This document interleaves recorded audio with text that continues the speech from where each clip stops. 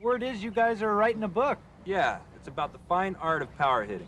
We're calling it Babe Ruth Schmabe Ruth.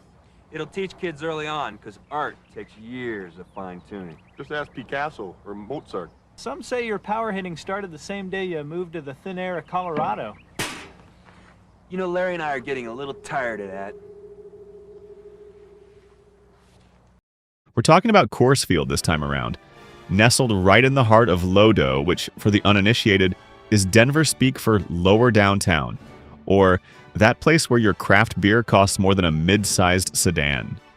Before jumping into the deep end, please take a second to like and subscribe. This place opened in '95, back when we were all worried about the Macarena and Windows 95, and somehow it's aged better than a fine Bordeaux. It's a retro classic beauty. We're talking hand-laid red brick that makes it look like it's been there since the Taft administration, yet it's got enough tech inside to make Elon Musk look like he's still playing with a Lincoln log set.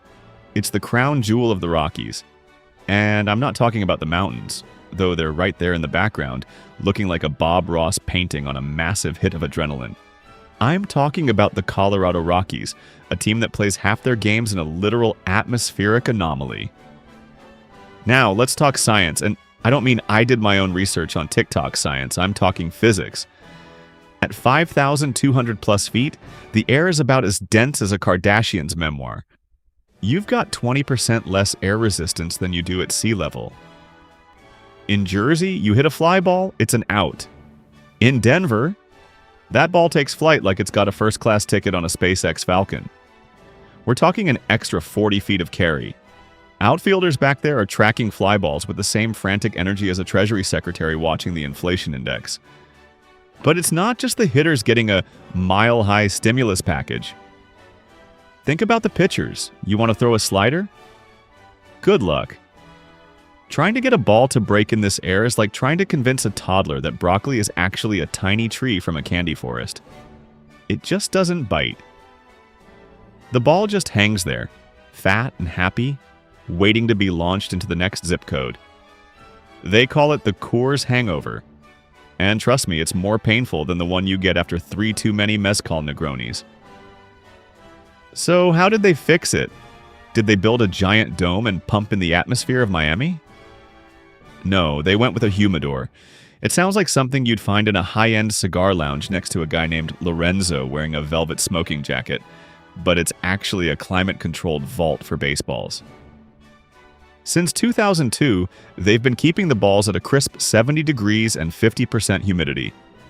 It keeps the leather from drying out and turning into a glorified Super Ball. It leveled the playing field, but let's be honest, Coors is still the ultimate hitter's paradise. And look at the outfield. It's massive. They made the fences so deep that center field feels like it's in a different time zone. That's why you see more triples here than in a Neapolitan ice cream container. It's a playground for the fast and the furious, and I'm not talking about Vin Diesel's 19th sequel, where they finally race cars on the moon. But hey, maybe you're not a sabermetrics geek. Maybe you just want to sit in the sun and question your life choices. Enter the rooftop. It's 38,000 square feet of social bliss. They ripped out the upper deck seats because, let's face it, nobody wants to sit that far away unless they're hiding from a process server. Now it's a bar, a lounge, and a panoramic view that'll make your Instagram followers weep with envy. You can grab a craft brew, maybe a Blue Moon, which was birthed right here in the bowels of the stadium at the Sandlot Brewery, and watch the sun dip behind the front range. And don't forget the Purple Row. Row 20 in the 300 level, exactly 1 mile high. It's the only place in the world where you can be high on a legal technicality while watching a guy try to hit a curveball that's behaving like a panicked hummingbird. At the end of the day, Coors Field isn't just a stadium, it's a vibe shift. It's the reason Lodo went from a collection of dusty warehouses to the epicenter of Denver cool. It's the Kentucky bluegrass, and the ghost of the Triceratops they found while digging the foundation.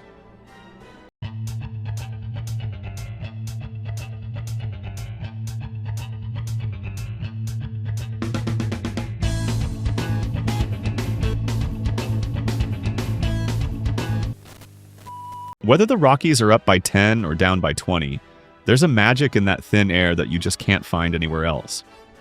It's chaotic, it's breathtaking, and it's arguably the most entertaining science experiment in North America. If you appreciate this content, like and subscribe for more. You want to hear a joke about a piece of paper? Sure. Never mind, it's terrible.